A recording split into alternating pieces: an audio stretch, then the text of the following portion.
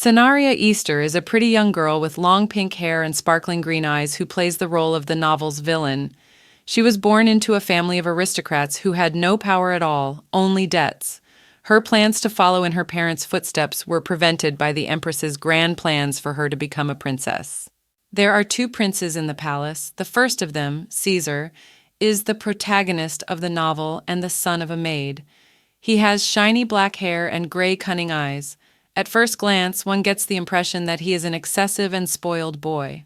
The second of the princes, Noah, is the emperor's son, whom the emperor himself wants to make heir to his throne. His shiny blonde hair and charming blue eyes give the impression of a kind and polite boy with good intentions. Upon entering the room, the pink-haired girl greeted the woman with bright pink hair and golden eyes, who was sitting on the throne, the empress. Most of all, the woman was afraid that the first prince would choose a girl from a powerful family as his wife in order to formulate an alliance. The empress could not make a mistake, so she chose Cenaria to prevent this. She agreed and planned to divorce the first prince in order to marry the one the empress would propose in the future. Cenaria skillfully exploited her position. At every opportunity, she mocked her stepmother's origins, spent all her money on jewelry, and used her title to commit evil deeds. Cenaria's antics did not last long. When the first prince's patience ran out, she found herself tied with ropes in front of him, and he ordered her to carry out the appropriate outcome for the criminal's actions. Unexpectedly, the main character finds herself in the fantasy novel she was reading, and now she is the same criminal, Cenari Easter, who must be killed by the main character, that is, the first prince. Now she is in the same room with the same prince. After calming down a bit and accepting the situation, Cenari notices that their ages have changed. Now they are both 12 years old. Deciding to focus her attention on the prince, she calls out to him and asks if she can talk to him in a normal, everyday manner.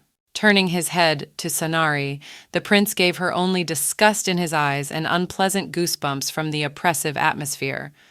Trying to find the right approach to her interlocutor, she assumed that a conversation between them in the usual manner was inappropriate, since she was only the daughter of a baron and the boy was the crown prince. When the prince told her that she could do whatever she wanted, the girl jumped on the prince's bed and quickly crawled under the covers. The boy was a little embarrassed by the girl's actions, but he continued to sit with his back to her. Already under the covers, Cenari happily reported that she felt that all her worries and anxieties had suddenly disappeared because of the wedding, which was not the case with the boyfriend. When she asked him if he was going to sleep now, he didn't say anything, so she thought he was nervous about their first night together, just like the first day after their wedding. Without thinking twice, she offered to sing him a lullaby, which led to the prince lying on the other side of the bed with a blanket over him. The only reason the prince distrusted and disliked Cenara was that she was the choice of the empress, who always tormented and mocked him. He had to endure her insults without being able to say anything in return. His financial situation was reduced by 1.5 times. Under the pressure of the empress, the prince had a lonely and tiring childhood. According to the story, Prince Caesar's fame came only after the war, when he returned as a hero. Upon returning to the capital, he instantly left his past as an inconspicuous prince and gained the respect of the emperor. After a while, he punished the empress along with Cenaria and married another heroine of the novel, the Duchess of Lancaster. Feeling sad for her future fate as an executed criminal, the protagonist decided to change the plot and act more carefully in order not to make the mistakes of the story's scenario and stay alive. Having considered all possible options, Cenaria set herself the goal of preventing her own death, so her first step to change the story was to divorce the prince peacefully. The new chapter begins with a dream from Cenaria Easter's past in which she was involved in an accident that killed her. She was woken up by a boy who asked her to sleep a little longer. He touched the girl's head and assumed that she had a fever, and by the way she felt, it was true, perhaps her young body was not ready for the wedding. Saying that it was just a cold, the girl asked the boy to tell the maids that she needed some medicine when he left, and he agreed, leaving the room. Deciding to shorten the waiting time, she took a nap, assuming that the maids would wake her up when they brought the medicine. She had a dream about being in a car accident and finding herself in the world of a novel. It was strange to get used to living in an unreal world, and it took her about a year to fully realize that she would not be able to return to her past life. As soon as she accepted her fate and got used to her new life, a marriage proposal came from the palace, just like in the novel. This moment was a turning point. She realized that she could not change the course of the story, so she had to find a way to go with the flow. Although she could tell herself that, this world is not a place to live a normal life of going with the flow. In the story, Cenaria Easter's parents gave her away without delay, and strange, ill-mannered maids whispered behind her back. She played a role that was not her own, in which she had neither friends nor family.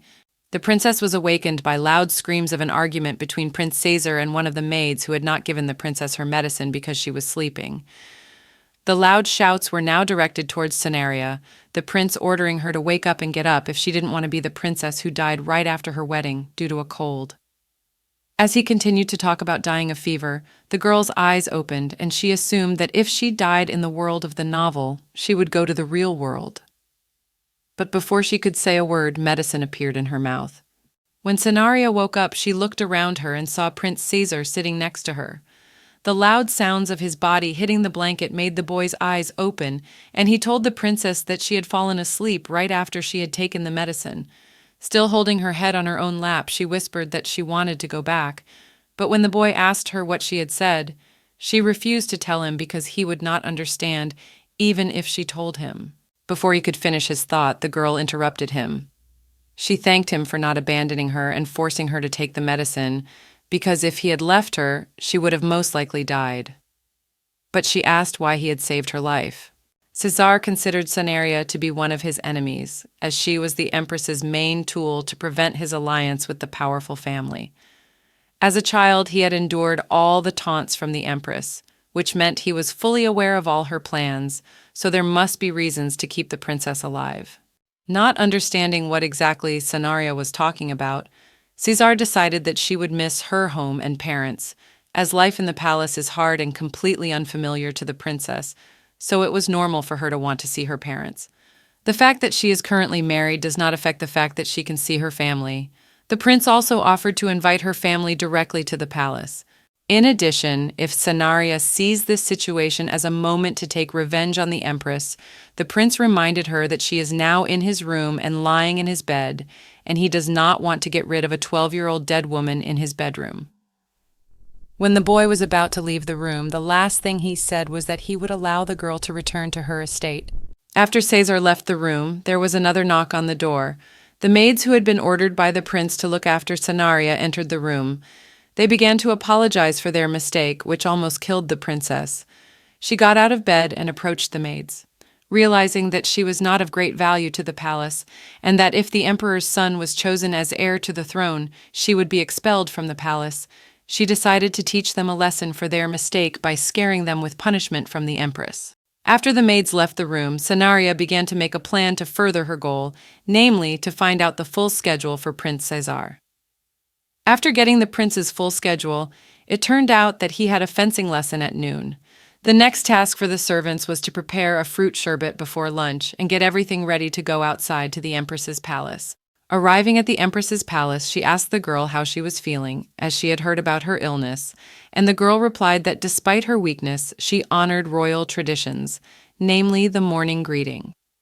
The woman had heard that the princess had almost died because of the ignorance of the maids, whom she would later punish. Asking what kind of punishment the maids would receive, the empress replied that arrest and imprisonment for several months would be enough. Already knowing the whole plot, Cenaria decided to gain the empress's trust through information that even maids could not provide to a woman. She knew that the prince was skipping his lessons, but she did not know where he was hiding. All of Caesar's teachers were chosen by the empress, so as they were instructed, they did not teach him well enough, which always bored the boy and caused a complete reluctance to study further. In fact, the prince was not hiding. He was running away from his lessons, and with the help of his friends, the mercenary soldiers who would become his knights in the future, he hid under a gray hood, continuing to wander around the palace. His plan was to learn how to fight and handle a sword to become a true professional and prevent the empress from killing him in the war to gain everyone's respect. After telling only a small part of all the information that Cenaria knew, the empress asked where she got the information that even the maids did not know. To this question, the princess only smiled and replied that she was just being nice to him, and he told her. Of course, the woman didn't believe the princess because of the young prince's distrust of everything, and the girl began to tell her stories about puberty and the fact that she was his wife. In exchange for being the eyes and ears of the empress, the princess demanded to live in luxury. At her request, the empress smiled and compared the princess to her younger self. The empress's last question was what she would like to do with the fate of the maids who almost killed her, and she replied that she would like them to be expelled from the palace. Having solved the problem with the maid's fate, the next step in the plot was an unexpected and friendly visit to the prince with a delicious surprise in the form of strawberry cakes, which the maids had prepared before dinner, as they had been ordered to do. Watching Prince Cesar's boring lesson, the girl mentally called out to him to take a break and replenish his energy with a delicious cake. As soon as the lesson was over, she came closer to the boy, calling out to him. She invited him to sit next to her and discuss the situation yesterday. Sitting down next to the girl, Cesar listened to her carefully. She told him that she did not mean that she wanted to die, but that she thought he hated her because she had been chosen by the empress to be his wife. For the protagonist, Cesar had a rather complicated character, so it was impossible to say whether his words that he would not have left the dying girl were true. When the girl asked him if he was angry with her, he replied that he was never angry and he did not hate her. This was too expected for the protagonist. Leaning closer to the prince, the girl told him that she had told him what she had told the empress earlier, without mentioning her own name, of course. The girl warned him not to show off his real sword skills. When the boy asked her why she was thinking things through in such detail, she replied that she, as his wife, would always be on his side. From the dialogue between the boy and his closest friend Miller, who was a mercenary, he reported that his wife said that she would always be on his side, to which Miller replied that the empress had ordered her to say so, and the prince agreed. The news that Cenaria Easter would become the wife of the prince, becoming a member of the royal family, spread everywhere. By giving his daughter to the royal palace, Baron Easter apparently got rid of most of his debts. This wedding was also proof that Prince Cesar was in no way related to the Duchess of Lancaster. Cenaria remained a great mystery to the prince. Although she was chosen by the empress, there was a degree of doubt about the empress's full control over the girl.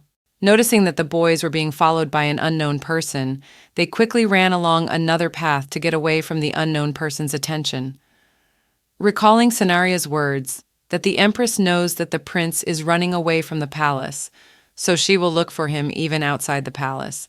This greatly increased the boy's trust in the princess. 2 weeks had passed since the empress introduced Cenari to her second child, Prince Noah. He was a charming child. It was a mystery to the princess how the empress could have such a sweet child. Since there were no children of the girl's age in the palace, the empress entrusted her with taking care of him. Prince Noah did not like that the girl treated him like a small child.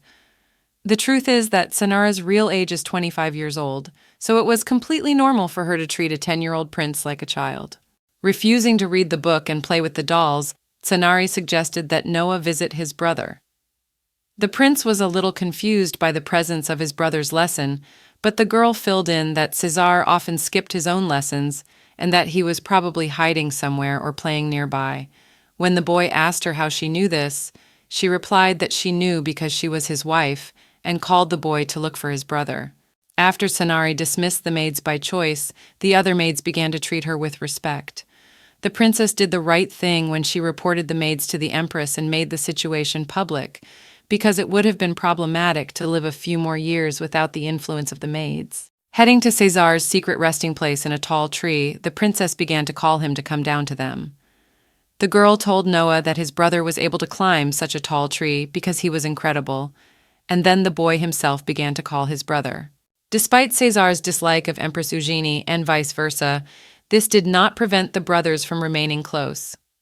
Carefully leading the younger brother away from the girl, a tense atmosphere hung in the air. But it was broken by Noah asking to play with Cesar's dog, Hubi. Hubi was a large, fluffy white dog that the older prince took care of. Halfway through their journey, they were stopped by one of the royal maids, who asked them to prepare for the common room. At first, the prince took this as a warning that he was supposed to be at Alfonso's lesson. According to an old tradition in the royal family, the newlyweds must sleep in the same room at least once a month. The unexpected question about the meaning of the common room from Prince Noah's mouth made both brides and grooms alarmed. After telling the boy that this room was something Caesar and Sanari were supposed to do, Noah then asked him to join them with Habi. From the younger prince's words, we can guess that in his opinion, the common room is a form of entertainment. Without being told what exactly the common room was, the newlyweds went to it. Already lying in the same bed, Sanara's eyes could not close. When she started talking to Caesar, she heard only a cold response. When the boy fell asleep, the princess began to think about how to become more friendly with him. The second night together ended peacefully. In order to get a peaceful divorce, the girl had to get closer to the prince. So she planned a chance meeting with Prince Caesar and then a walk with him outside the palace. She felt a little scared the last time they were in the common room. She waited for him in the backyard because he always came to it to get outside the palace. Finally, waiting for the prince, Sanari asked him to take her with him outside the palace. When he heard that the girl had been looking for a meeting for 3 days, he finally decided to take her with him. Wandering through the streets of a small town, the prince ordered her to stay close to him so that she would not get lost and get into trouble. Even though he was strict with the princess, he walked slowly so that she could see the streets as closely as possible. Stepping away from Cesar to look at the traditional tornado potatoes, the girl was surprised that even in this world there are such delicacies. When she turned around to call the boy to try the unusual dish, she lost sight of him. Cesar was too focused on making sure that no aristocrats recognized him, so he didn't notice Sanari's hand slipping out of his. When he met Miller, the boy decided to go with him because today was the day when all the mercenaries gathered together. He was hoping that Sanaria would start looking for guards to take her to the palace, but there were other options. That she would stay waiting for the boy, that she would get into a fight or other incident while looking for the guards, or that the guards would not believe that she was a princess. The prince was right. She stayed to wait for him at the unknown house. It was getting chilly outside, and she thought about calling the guards, but the thought quickly dissolved in the hope that Cesar would come looking for her. Sanaria's hopes were not hopeless. Cesar found her, but he was still not very nice to her. He scolded her for not going to look for the guards and staying to wait for him, and he could simply not come for her, to which she replied that this could not happen because she believed in him. Taking a short pause after the girl's last words, the prince held out his hand to her and led her to the palace. At that moment, the princess crossed over one of the many lakes that surrounded Cesar's heart. They probably did not realize at the time that they were being followed by the same mercenaries. Having already lived in the palace for 5 years, Sanaria has become accustomed to life in this world. After 107 competitions, 92 of which ended in the princess's victory, she and the adult Noah decided to take a break before Noah takes revenge. In a dialogue during the break, the younger prince informs them that Caesar, according to the Empress's plan, is to go to the battlefield. Although this was not new information for Sanaria, she encouraged the boy and told him to believe in the best because according to the story, Caesar must return as a hero. The relationship between Sanaria and Caesar took off when the two of them left the palace, but even so, it did not resemble that of a married couple.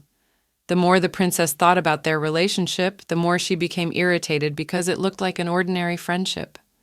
Even with such closeness, the prince did not even say a word about his departure, so the girl decided to ask him about it herself. The boy did not want to announce his departure because the decision had already been made, and he did not want to disturb his wife. The princess was not worried because she knew that he would return unharmed. She told the prince that she would prepare a purple robe in case he returned as a hero, to which he replied that he was not sure of the quality of the robe given the princess's sewing skills. She hugged him tightly as a form of encouragement, but she knew that this would not make his journey any less painful. Feeling the tension in his shoulders, she gently touched them, pressing a little. The boy's reaction was not long in coming. He quickly jumped up and started to walk toward the exit. She followed Cesar and stood by the door while he was with them. She asked him what she had done wrong, but he did not answer and told her to go to bed first. His voice did not sound angry, so she assumed that he was too nervous to show his emotions with tears, so she pretended not to know and went back to bed. In honor of the prince going to war, there is a high probability that he will not return, So the palace is throwing a party to celebrate the prince's future victories. Even though the princess thought this decision was completely ridiculous, she had to go, despite her own beliefs. Cenaria thought that if she had Empress Eugenie behind her, it would be easier for her to build relationships with high society, but this opinion was wrong. The way the aristocrats communicated was not entirely clear to the princess. They never spoke directly, only hinted, and today this feature was most pronounced. Everyone knew that if Caesar died on the battlefield, Cenaria would have to leave the palace. So they thought they would not have to be nice to her for long. While the prince was busy talking to the soldiers, the girl decided to take a little rest on the sidelines. However, her peace did not last long, as the main character of the novel, Gracie Lancaster, approached her, claiming that she would also like to see her husband off to war in such a calm manner. Hearing these words from an ordinary person, Cenaria would have taken it as a compliment, but she was facing an aristocrat, so her words had the opposite meaning, namely that the princess should not relax and have fun now. After answering the Duchess of Lancaster that Cenaria had full confidence in her husband, the aristocrat's response kept her waiting. She said that Her Highness was a very bright and optimistic person, which in aristocratic terms meant that the difference between being an optimist and an idiot was almost imperceptible, and between the two, the princess was clearly the second option. The conversation between the girls ended because Gracie had to dance with her older cousin, whom Cenaria did not care about at all, so the Duchess left the princess, significantly spoiling her mood. The image of Gracie when Cenaria first read the novel was very different from the image of the real Gracie. She would never have thought that the main character, whom she considered a true angel in the flesh, would have such a dishonest character. Because she was so deep in thought, the princess didn't notice Caesar approaching her. He asked the girl to dance, but she noticed that the boy had recently said that he would no longer dance with her, to which he replied that tonight was a party in his honor. During the dance, the prince asked Cenaria about their conversation with the duchesses, to which she replied that it was a strategic battle. The boy assumed that the duchesses thought he would die in the war, and then the princess would have no choice but to go to a monastery. Cenaria did not want to hear a word about her husband's death, so she ordered him to return alive, as she did not want to enter the monastery. He only agreed with the girl's words and thanked her for the dance, walking in the other direction. Caesar's next dance partner was Gracie. According to the story, something very important was to happen between these two at this party. They had been talking about their union since their early years, but because of the Empress's plans, the talk stopped, and the prince had to break all ties with the Duchess and marry Cenaria. During a dance, a spark was supposed to ignite between the longtime alliance, and they were to leave the party together, enjoying each other's presence. After Caesar returns from the war, he is to divorce Cenaria and propose to Gracie. Cenaria liked the way Gracie looked next to the prince, so deciding not to interfere with the events of the novel, she began to approach the exit as she did her best to make sure that the story repeated itself as it had in the book. Stepping out onto the luxurious balcony, the princess imagined how her husband was spending his time right now, walking with one of the duchesses. However, her train of thought was interrupted by a familiar voice, and the prince's white jacket appeared on her shoulders. Cenaria looked around and saw the person she was thinking of. He didn't understand why the princess was yelling at him about Gracie, so he thought she was angry because he was talking to another girl. He said that he had greeted her as was customary, and that the girl should do the same with the other guests at the party. The prince came a little closer to his wife, placing his palms on her shoulders and enfolding her in an embrace. He promised her that he would return home safe and that she should not think about the monastery. He promised her that he would return no matter what happened. The plan that Cenaria was making failed miserably. The guy followed her in exchange for not leaving Gracie at the party. She understood the consequences of this dialogue and her actions, but she realized it only when she was hugging Caesar.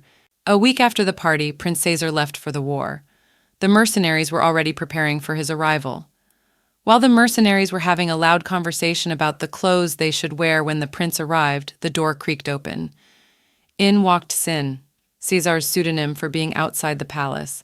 His clothes were symmetrical to those of the mercenaries, so they thought he had also been enlisted in the unit. One of the mercenaries bowed to the prince, which shocked the others. They didn't know that Sin was Prince Caesar de Raymond Klein. He told them that he had lied to them about his origins and promised to tell them a long story. It had been a year since Caesar left home to go to war. Canaria sent him letters of praise for his victories. They told him that the emperor was very proud of him for his heroism and about her ordinary moments in life. She started sewing because she had promised the prince that she would make him a purple robe in honor of his return. She keeps trying no matter what. The princess imagined a guy in a purple robe with a golden pattern on it, and she couldn't wait to see the prince himself wearing it. Noah's familiar voice was heard behind her, saying that if his brother read this letter, he would tear it into a bunch of little pieces, to which the princess replied that this was the whole point of such letters.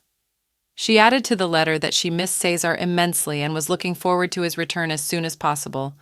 The final touch before sending it was perfume.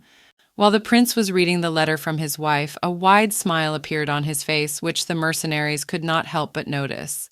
The two of them started talking about his wife because he was 18 and already had a wife.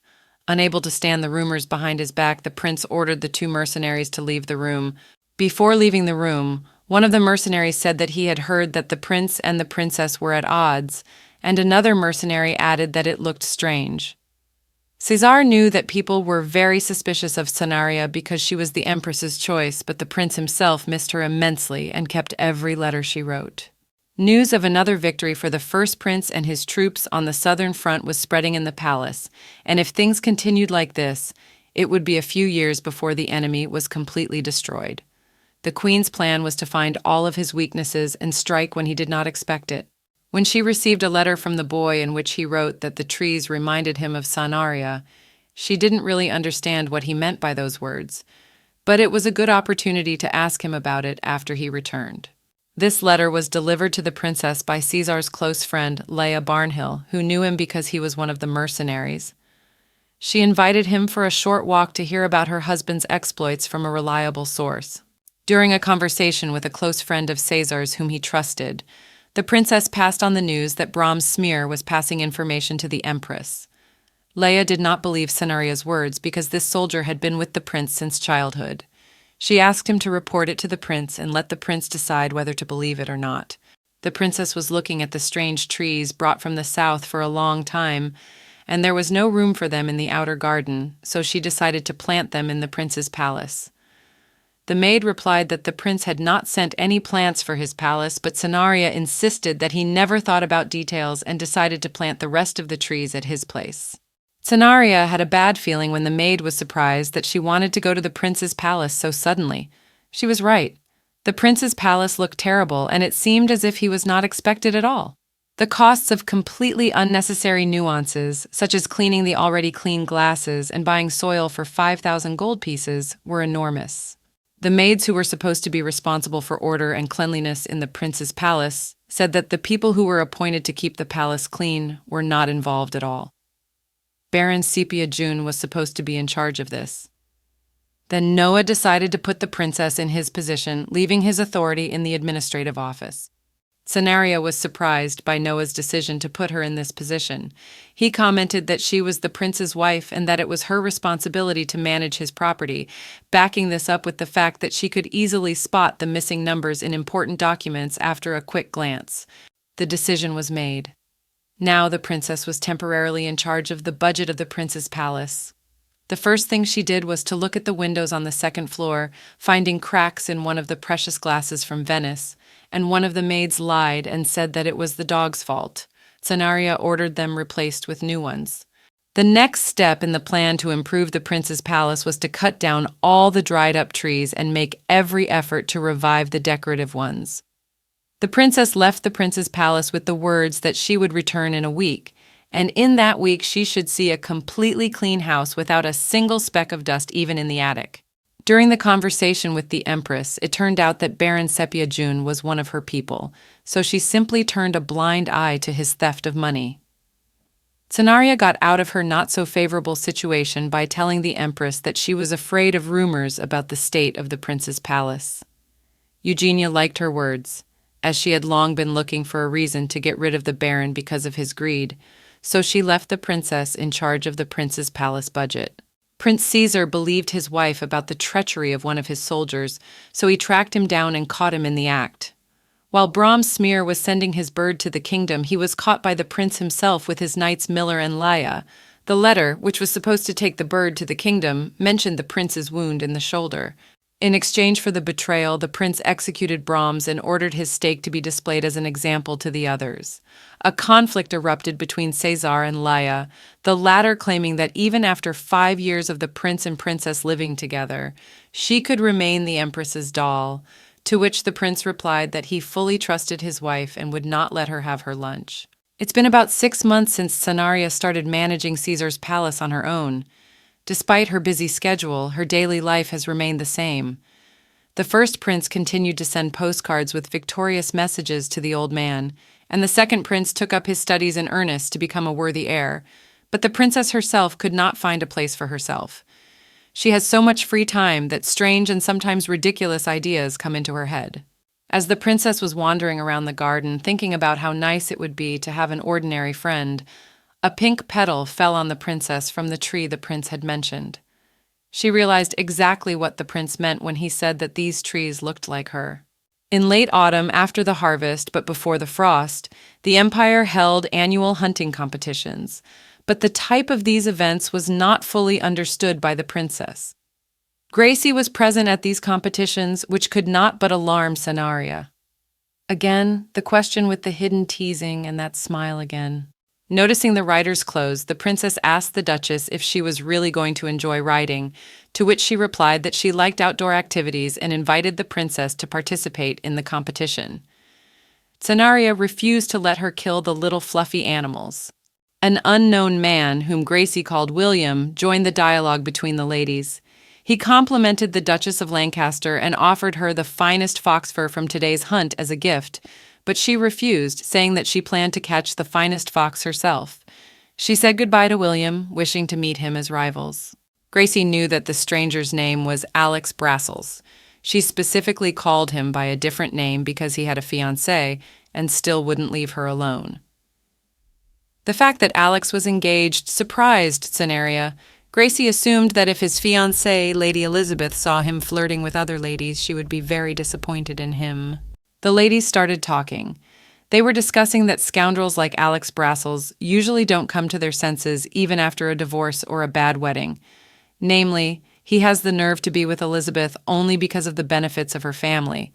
A lively conversation led to close contact between the two girls' palms, but a moment later there was a tense pause between them, after which the Duchess went to prepare for the competition. After Gracie left Sanaria alone, the thought occurred to the princess that if they weren't the thief and the main character, perhaps the two would be quite close. When the hunt began, there was no entertainment left for the ordinary guests who did not participate in the competition, so they talked to each other and played board games. The princess preferred games to silly talk. If she lost, she would be punished by bringing a flower from the hunting grounds, so she headed to the hunting grounds. Walking along the trail, Sanaria didn't even want to think that something could go wrong, but she didn't take into account that there are many different insects in the forest. The girl fell on a driftwood, and now she has one more problem, namely a twisted ankle. Remembering how Cesar had rescued her when she got lost in the town, she heard a familiar voice. It was Gracie. In a flash, Gracie picked up Sanaria and put her on her horse. The princess thanked the Duchess for the rescue, and then told her that she had followed the cry, assuming that someone was in trouble, and her hunch was confirmed when she found Canaria. Of course, Gracie was not happy about this, as the tournament time had not yet expired, and she had already interrupted her journey. Starting to talk about what Gracie would have been like if she had been born a man, Sanaria touched on a very intimate topic for Gracie, and her reaction was not long in coming. The Duchess of Lancaster stopped and replied that her position was not very favorable for her because she could not have the title of head of the family. Lady Lancaster shared her powers as the Duchess of Lancaster. She has to get her father's permission for everything. From running the salon to managing her own money, she has to have permission for everything. If she gets married, she will have to get permission for every action from her husband. A puzzle was forming in Sanaria's mind. Gracie wanted to marry Caesar because he would not control Gracie and would give her complete freedom.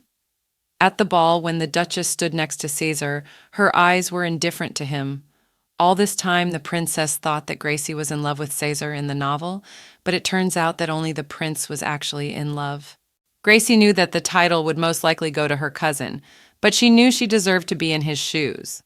Therefore, Scenaria suggested that Gracie change the laws, as they stated that a woman could not become a duchess on a whim.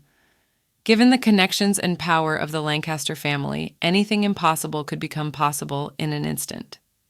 Gracie spent the rest of the day thinking. Scenaria's words made Gracie think. Indeed, her family is very influential, and it is her family that can change the course of history, not just for Gracie. No matter what anyone said about her gender and talent, it didn't change the situation. The leader of Gioro remained alive, although his troops suffered significant losses. Caesar was wounded, but he still wanted to end it as soon as possible. Miller wanted to prevent the prince from doing something so brave and stupid at once. For the prince, his words meant nothing. He was confidently going towards his goal. Standing on the empty battlefield, the prince held his sword to the head of Aishin Gioro, the leader of the 13 clan alliances. The leader said that he had never thought that the prince would be able to become commander-in-chief and deal with his clan alone. Before his death, Gioro ordered that his head be taken to Caesar's father, a gesture that would be viewed by the emperor with great mercy. The prince replied that he was going to do it himself and executed the leader. Their leader had fallen, which meant that the rest of the forces would be easily defeated and in a minimum of time. Caesar's death on the battlefield was exactly what Empress Eugenie wanted. He could not allow this to happen, because he promised Scenaria to return alive, remembering the mantle she had promised to make for him. He did not expect anything grand, but the thought of it warmed his heart. The princess was sitting in the opera house watching a patriotic opera that praised the greatest king in the history of the empire, Tristan. It began as an epic about a great hero and ended as a typical love story. On the way out of the opera, Scenaria began to say that this was the 7th time she had seen the opera, to which he replied that he had lost count of the number of times she had visited. The princess looked at the younger prince's completely exhausted eyes and apologized. Suddenly, a lady named Anine Brillante approached them.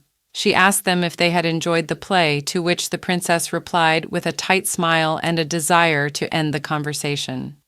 Anine voiced her thoughts, which included the idea that the princess would be moved by the play, as Tristan had also left his wife to go to war. This comparison would have moved the girl if Tristan had not killed his wife Isolde when he returned from the war. Gracie joined their conversation with a profound speech about how even if you are far away from each other in love, but your hearts remain faithful, then there is no reason to worry, but it is another matter when there are no obstacles. But your hearts are repelled. Gracie knew how to choose her words, so Lady Brillante immediately hurried out of the room. Gracie came closer to the princess and asked her to voice all the thoughts that were on her mind, because reticence is not appropriate for royalty. She was able to appear quickly and disappear just as quickly when the words she gracefully selected to the situation with her talent ran out. Noah noticed Lady Lancaster's closeness to his brother's wife and shared a rumor that some people considered them to be real girlfriends. At this information, Scenaria's face changed dramatically, as did the tone of her voice. The younger prince continued to add fuel to the fire by saying that they looked quite friendly. The princess denied everything he said. The room became noisy. Everyone learned that the eldest prince had sent the head of Aishin Giora from the battlefield. The emperor was very happy and immediately announced that there would be a celebration, so everyone was busy preparing for it. This only meant that the prince would be returning home very soon. According to the story, Caesar was supposed to kill Gioro at the age of 22 and return home at the same age. He was currently only 20. Although this was good news for Noah, the princess was not happy, as she was worried that the chronology of events had changed. Only a year later, Scenaria's suspicions were fully confirmed when Caesar sent a letter a year earlier than the novel's plot, asking for a celebration. 4 years after the withdrawal of troops to the south, Caesar instructed the king to hold a celebration in honor of the enemy's victory. The empress herself was not happy with this news, so she instructed him to convey that she strongly disapproved of this idea. However, she could not resist it without a plan and a reason for refusal. And then the empress came up with the idea that this holiday would definitely not be cheap. So if the prince really wanted to benefit the empire by giving up fleeting fame, he would refuse the holiday. The Empress's envoy waited for the first prince to be released from his important affairs for 6 hours, and then found himself in his office. When the prince was holding a letter from Empress Eugenie, the envoy began to tell him that the empire's finances had been depleted over the years of war, so it would not be in the interests of the government to hold such an expensive event. But the prince refused to withdraw the order. The prince said that this event would be created for all those who took part in the war, including the dead. During the parade, he planned to walk down the street carrying a memorial plaque in memory of the fallen soldiers, so he was not going to cancel this important ceremony for political gain. Of course, the envoy began to defend the Empress's interests, saying that it was not quite right to argue her wishes based on political reasons, to which the prince replied that he knew the Empress had a noble character, but he was not sure that the impoverished families who had lost their sons would view the issue the way the envoy did. Scenaria had to watch Eugenia's hysteria when she learned that the holiday would be held. Since purple was the symbol of the royal family in the empire, the only time someone can dress entirely in this color is during the victory celebration. The prince will lead the parade while fully dressed in the royal color, the only way the citizens will understand his intentions. This is why the empress feels so angry, saying that she should have killed the first prince when he was a child. The man who had been acting as an envoy to the prince was now standing next to Empress Catherine. He was trying to calm her down, and while she was in a very stressful state, he threw an incomprehensible glance in Scenaria's direction. It was as if he had not appeared at all in the original novel. Since Caesar returns a year earlier than in the original novel, the princess becomes quite a busy person. She has to finish Caesar's robe, which he is to wear for the feast as soon as possible. Thinking about why the prince returned so early, Scenaria suggested that the plot might have been influenced by her help in capturing some spies who worked for the empress. A maid ran up to the princess and helped her stop the bleeding and put a plaster on her finger. She assumed that the princess had believed in his victory all the time since the prince went to war, practicing her sewing skills from the very first days. Scenaria felt the pressure of her gaze as if the maid had witnessed the love of her life. The maid claimed that the prince would be overjoyed to receive such a gift, but the girl had some doubts about its quality, since she did not know how to sew at all.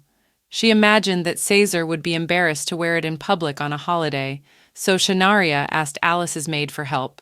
With the help of Alice and the other maids, she and Canaria finished the robe without any problems, but the princess was still a little sad at heart for some unknown reason. Most likely the reason was that when Caesar put on the robe, Canaria would have to leave this place. She was distracted from her thoughts by a maid asking if the princess was doing well, because she looked very upset and tired, and she replied that sewing the robe had taken a lot of energy. In fact, she felt empty in her heart because of the thought of divorce and leaving the palace, even though this was her main goal. She wanted to see Caesar one more time before she left the palace. When the robe arrived in the hands of the first prince, 2 of the mercenaries looked at it, not quite understanding why it was of such quality. One of them even suggested that it was not even sewn by a princess. Caesar entered the room during the heated conversation, objecting to the boy's words. He knew that the princess had sewn this robe herself, as the maids could not have done such terrible embroidery, but the boy was pleased with the robe. Caesar realized that a lot of time had indeed passed, and it was only a short time before he returned. So many things had to change in the palace, including his wife. He couldn't wait to see her and hear her ask why he had been away for so long. The preparations for the holiday went smoothly as everyone was busy with their own equally important matters. Given the importance of the holiday as the main event in the novel, most members of the palace forgot about each other, solving their own problems. Time passed and the day of the holiday came while everyone was preparing for it. The army finally entered the capital. With just a few hours to go before the celebration, the princess found herself bedridden with an unexpected illness. She was a cursed minor character. One should have realized that when she fell ill on the first day after her wedding. Scenaria asked to be given a normal, healthy body so that she could attend the celebration and see the prince one last time. She was engaged to be criticized by the people for not showing up to celebrate her husband's victory. It took 4 days before Scenaria was finally able to get out of bed, and she woke up just in time for the victory celebration. The traces of her illness were hidden by a thick layer of makeup. Behind the princess's back, she heard the familiar voice of her older brother, Baron Shepherd Easter, blaming her for her painful expression. When the girl remarked that he might be expelled because he had come uninvited, he said that she was in no position to argue with him now, because very soon she might leave the palace forever. Shepherd said that the king was planning to annul Cenaria's marriage to Caesar and marry the prince to Lady Lancaster.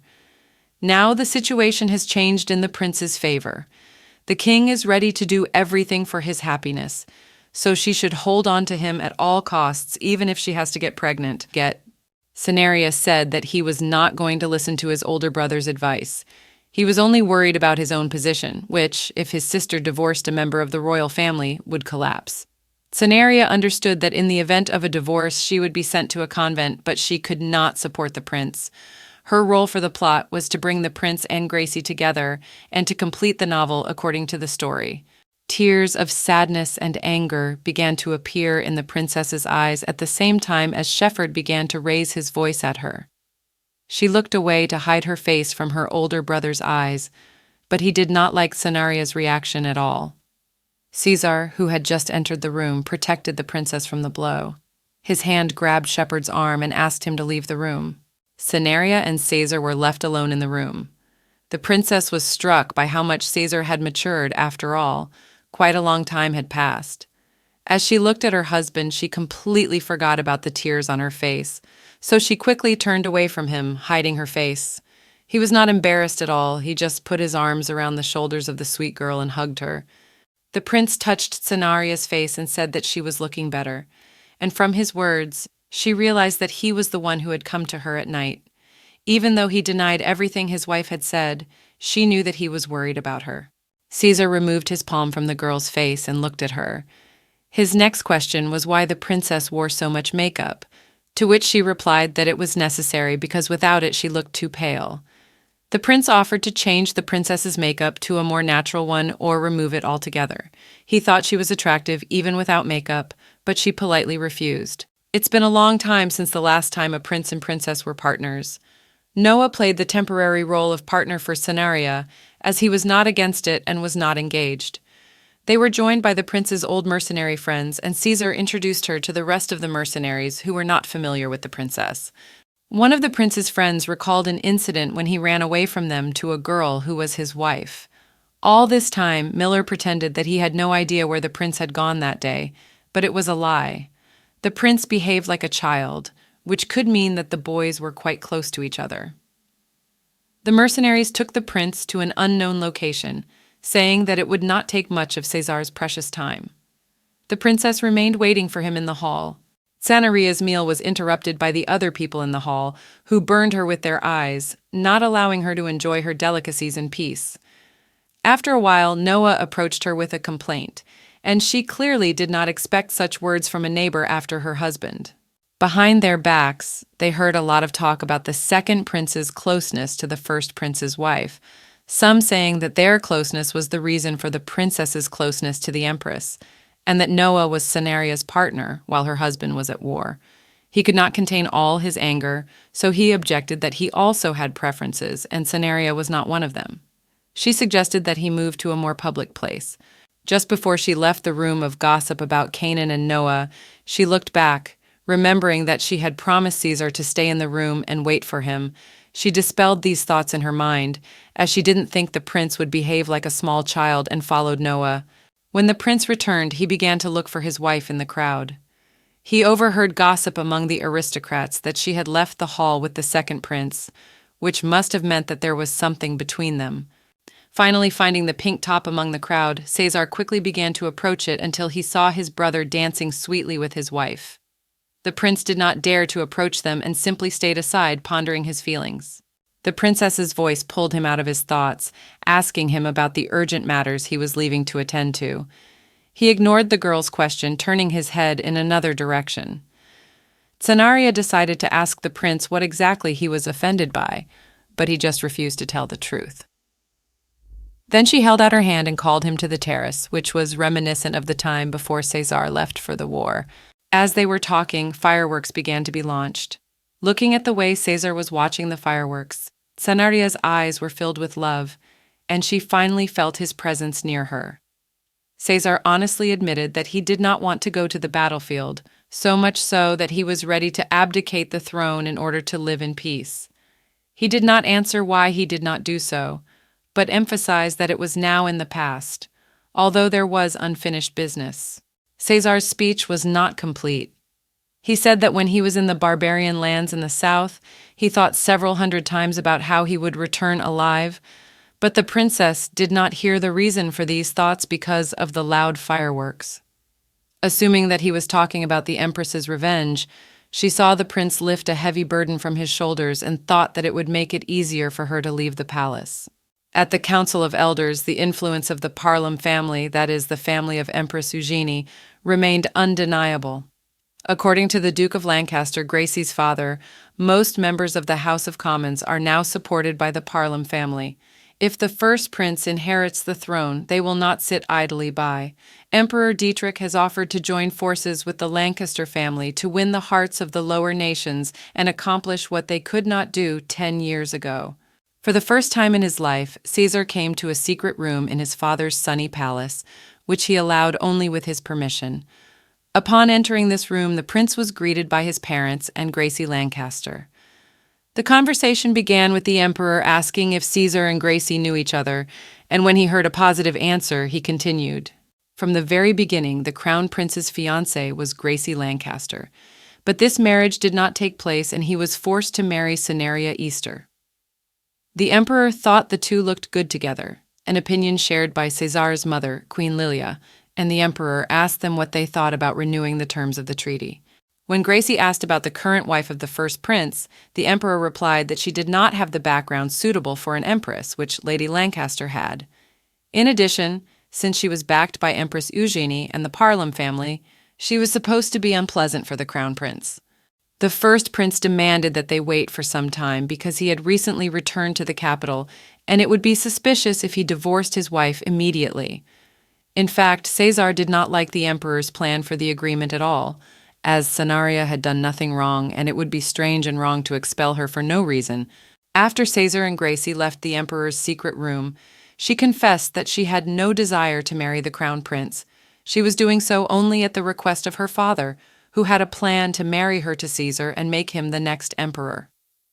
Lady Lancaster planned to tell her father about her wishes. Gracie's true nature seemed natural to the first prince, and therefore more pleasant. Then she recalled their conversation with Canaria when she twisted her ankle. Caesar was approached by one of the maids of the emperor's sunny palace with a message that the carriage was ready, and the prince said that he was going to visit the palace of his wife, Canaria. In the morning, her mother came to Cenaria shouting that Lady Gracie and Prince Caesar had been invited to the sunny palace, and Cenaria had to do something about it because she could not lose her husband. In the original story, the whole family of Cenaria was evil, and so was she, so she decided to accept it and leave them alone. Alice, the maid, was encouraging Cenaria with all her might, saying that the prince would not do such a bad thing to his wife. She did not notice at all how the prince quietly approached them, standing behind Alice. The prince sat down next to Cenaria and asked her why she was walking so far from her palace, to which she replied that there were no fish in the pond in the palace. The princess looked really relaxed now, but her calmness did not last long. The fish on her fishing rod began to bite. It must have been very big and strong because it almost dragged the princess with it. It was only a matter of time before Cenaria fell into the water, but she was quickly grabbed by the prince, who said it was dangerous. The princess's fishing rod was pulled in by the very fish that upset the girl a little. She was not at all upset by the situation with Gracie Lancaster, who was invited to the sunny palace by the prince. He thought that this was what upset Cenaria, but she did not feel anything about it. The princess asked if Caesar thought Lady Lancaster was charming, but he was alarmed and did not want to answer until the end. Under pressure from his wife, he admitted that he found Gracie attractive, which pleased Cenaria because she now knew that the prince had good taste. Talking about Caesar and Gracie's marriage only brought disappointment to the prince's face. Cenaria continued to say that the Duke of Lancaster would not allow Zlopel to marry his daughter anyway if he was engaged to Cenaria, so they would have to divorce. With every word that came out of his wife's mouth, he became more and more frustrated, until his patience was exhausted and he left. Cesare and Caesar had not seen each other for 4 days after the disappointed prince left her. Deciding to check the plot of the story, she looked into her secret notebook, which she had been writing in her native language. With the help of the fact that the princess maintained a friendly relationship with the prince, she was able to stay alive after the prince returned from the war. He would have to marry Gracie Lancaster to defeat the empress. He must not have been happy when Cynthia talked about divorce due to lack of time, because according to the story, he is supposed to marry Gracie only at the age of 20. 166. When Gracie came to see the empress, she decided to visit Cenaria, also as an excuse to discuss all the outstanding issues. Lady Lancaster said that the prince did not want to divorce Cenaria, which really shocked the girl. What shocked Cenaria even more was that Gracie herself did not want to marry the prince. In fact, the current emperor was not born into a royal family either. He abandoned all his family after his coronation. His Highness could not make his son emperor, so he abandoned him as well. Gracie was not ready to risk her life for the sake of the future emperor. She only wants her own power, which no one can steal. Cenaria said that she was going to live peacefully in a small town with the money from the divorce. So she did not need the empress's place. Other people could take it. She did not mind. The princess's words made Gracie laugh, to which the princess replied that she was very tired today and would leave first. When Gracie returned home, she found her brother about to leave to meet with his uncle, who wanted to appoint him heir to the Lancaster family after Gracie's wedding to the prince. When Gracie told her brother that the prince had no intention of marrying her, her brother said that he had heard many rumors about Lady Lancaster's intimacy with Cesar and the princess, which was also completely untrue, and she threatened to find the culprit. Gracie was not going to give up so quickly, as neither the prince nor she wanted this wedding. Cesar could not let go of this situation, so for the next 4 days it spoiled his mood. Cenaria's words about the divorce did not give the prince's heart and mind peace. Finding Laius and asking him about his health helped Cesar to take another burden off his shoulders. He described his situation as that of a soldier who returned to his wife after 4 years of absence from the battlefield, and she suddenly wanted to divorce him. Leia immediately realized that this was his own story. The rumor of the prince and princess's divorce spread quickly, and the first prince and lady of the Lancaster family were invited to the Sun Palace, which was also alarming. Another one of the prince's knights, Jax, said that the princess was cheating on the prince while he was at war. The guy called it wearing shoes backwards, and it was formed when one of the soldiers received a letter from his beloved who remained in his hometown. Reading that letter, the guy cried. It was very tragic in Jax's opinion. Jax clearly did not understand that the prince meant himself by the soldier, so he added that it would be expected for him if a soldier's wife found another man after 4 years of separation. After these words, the prince recalled the rumors about Canaan and Noah, and the prince tried his best to find an explanation for these gossips because they had always been close, and Noah had always taken care of Canaan instead of Caesar himself. Caesar asked Jax to leave the room, as he had said too much, which made the prince desperate.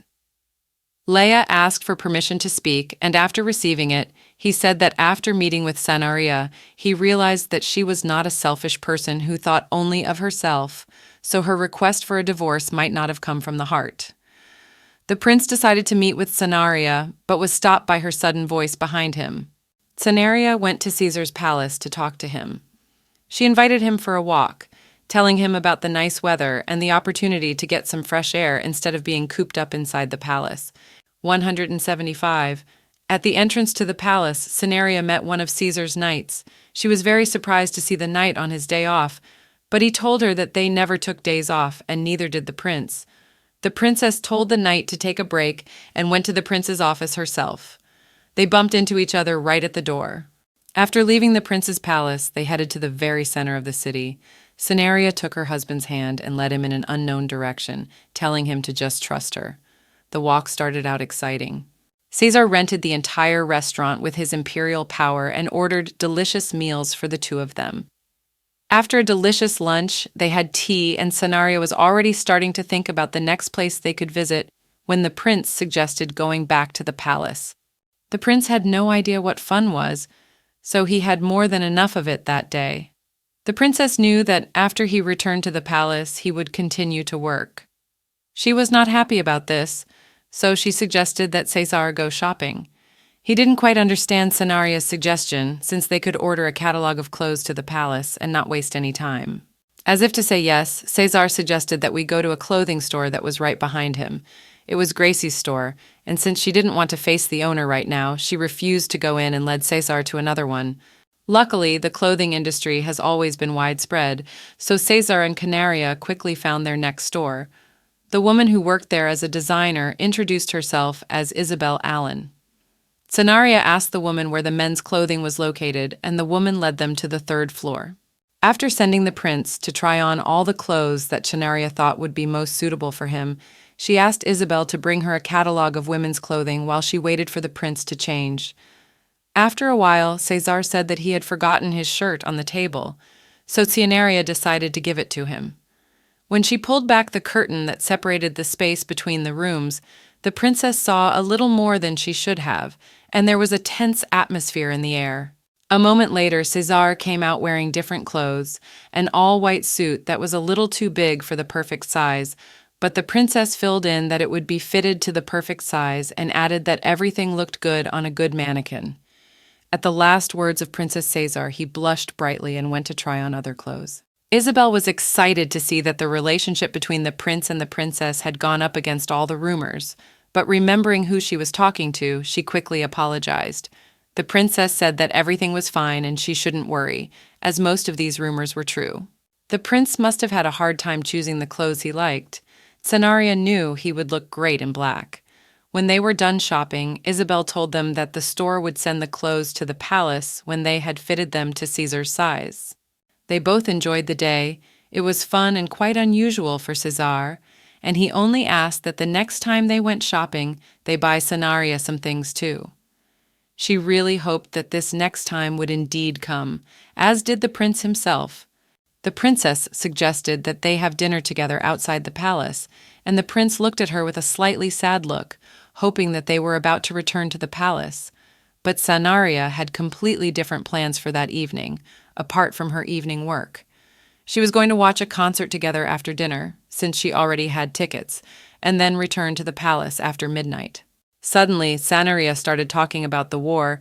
She asked about those 4 years that Cesar spent at the front. They must have been hard. She brought it up so that he could relax a bit and realize that it was all in the past.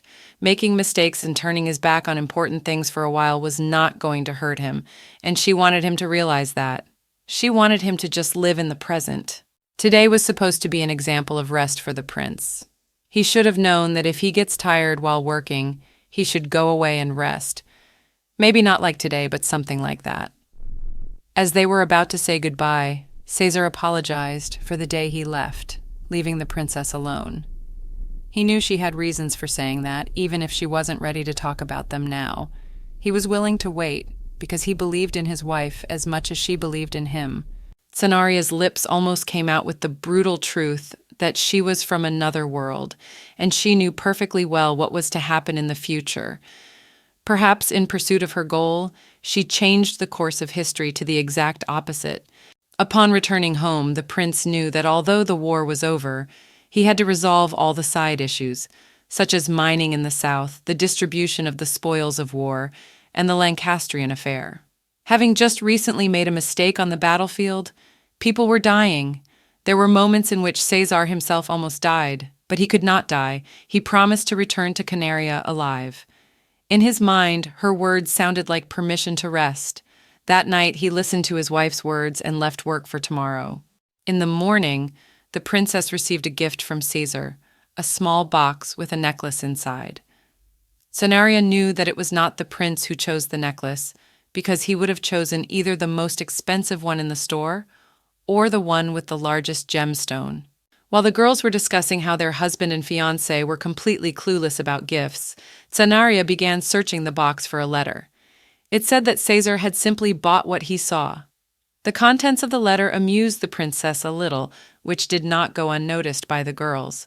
She wished that it remained a secret between her and the prince, as she had to maintain her husband's status as a calm and serious prince. Before that, Prince Césaire hired Pierre March, a boy who worked for the aristocracy and knew what the ladies liked, to choose a gift for Canaria. The prince's options were exactly what the girl had named, and he chose either the most expensive or the most visible. Pierre Marche offered to send the necklace he chose directly to the princess's tea party with the young ladies of the palace, a gesture that would make Cenaria stand out and make Prince Cesar a loving husband in the eyes of the upper class. Thinking of the past, Noah called his older brother to a place where the three of them used to go often. The first prince knew that Noah was not a fan of stirring up old memories, so he was sure that the meeting had a purpose. Noah pointed to a creepy old red-roofed palace in the woods and said that it was haunted by ghosts he had seen with his own eyes when he was a child playing hide-and-seek with Cenaria.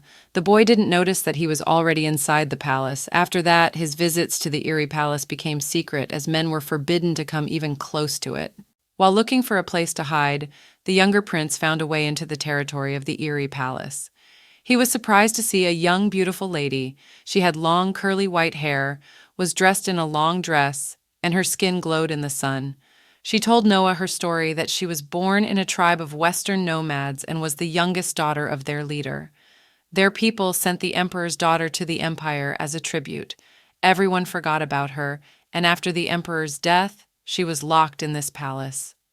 According to the second prince, the ghost girl came to the empire when she was no more than 12 years old, the same age as Cenaria was when she first entered the palace. When the prince died on the battlefield, she met the same fate as the ghost girl. The second prince admitted that he would not be able to fight with the first prince for the imperial throne, to which the latter replied that he had the same thoughts and had the means to put them into practice, but now he had a person to protect. He was talking about Canaan. Cesar told his younger brother to think about what he wanted to protect, and then he would know what he had to do. Noah was glad to see his brother safe and sound. The first prince did not know for sure whether their conflict would be concluded in the near future or not. The only thing he knew was that they would both try their best to prove their worth. There is only one way to live in peace and harmony, to accept things as they are. One of Empress Eugenia's messengers was watching and eavesdropping on the boys' conversation. He passed on every detail to the Empress and said that one day Prince Noah would understand the reason for Her Majesty's actions. If Prince Caesar became emperor, Eugenia would still not be executed, but only imprisoned. She proclaimed her envoy Oscar Heindel to be her eyes and ears, and she entrusted him with a seat next to Prince Noah. Recently, there have been more rebels around Prince Caesar. He realized that they would be looking for his weak point, which was Canaan. He ordered one knight to be sent to his wife's palace. In his opinion, it made little sense to send knights to his palace, since he could handle it himself, relying on his own strength. On Prince Caesar's orders, one of his personal knights, Ethan Turner, a handsome young man with blonde hair and crystal blue eyes, arrived at the palace of Canaria. At the banquet, the princess hadn't had time to get a closer look at this angel, but now was the right opportunity. In fact, she did not feel the need to have her own knight, but she did not mind having such a nice protector by her side. The princess quickly regretted her previous thoughts when her older brother burst into the room. He was dissatisfied with the fact that he had not received Cenaria's response to his letter. Ethan stopped him from almost hitting the princess. Shepard's anger did not stop there, so he hit Ethan. Miller and Leia discussed Ethan's first day on the job as the princess's knight. They weren't worried that he would not fulfill his duty as a knight properly. They were worried that he would overdo it because he couldn't control his anger.